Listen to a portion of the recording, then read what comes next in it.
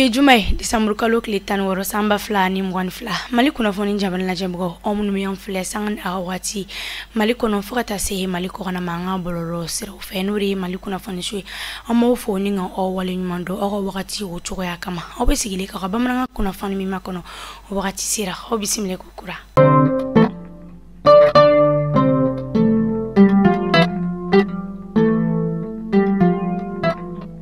kuna fondamela sabia madam nanga jamana kono kibaru ulla la kana ni kele ni koro ministry no e colonel la Sadio Camara ali almain jamana ka la fasali ministry o bisimila la no de ministry Christine Chanel Chambres ali akera kunu alamsa do December kalo kle tanduru samba fla ani mwani fla aka barakeda la jeso o konnala la jeni kuntu en wala saka almain jamana ka chesiri o ira mali jamana konnana fota si ni jamana ko falen fla ka jega baraw uluma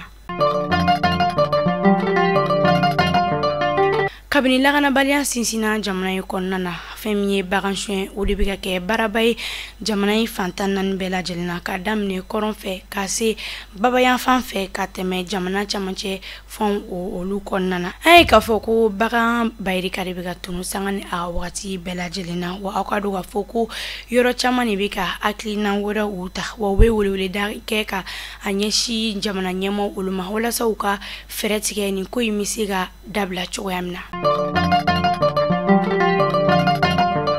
Benin senani o togoyado mi nyana mayara anga jamana konana alamsa temenina kenangirani ala bamakoya nyina tabla le minami konosa o de muso ni demson uluka barako hesabula o de amina ko baye Benin senekela ulma nisiri minga baranya shine no togoda wiri wali ulma ayira ka foko Benin senani misika ke sababu ye ka sefa wari miliyari biduru lase anga jamana ma saunsa wa Senegala nunu ma nyini jamana nyema fe uku bolodo ni Benin sene o korla warasa bela jelimisiga nimisi wasa soro ni koina chomina ala bena Luxembourg alega demefe otemeni ko kabwe baton kono jako okoni nyonyale no kosebe musula ko olu fanfe a campagne kono la sa muso bita marchandise ta kulikoro ka teme segu fe kata mopti ka soro kata ni marchandise ko fole nunu fere koronya fan olu fe baton kono la ay ka foko ma chamani be baloni barako fole olla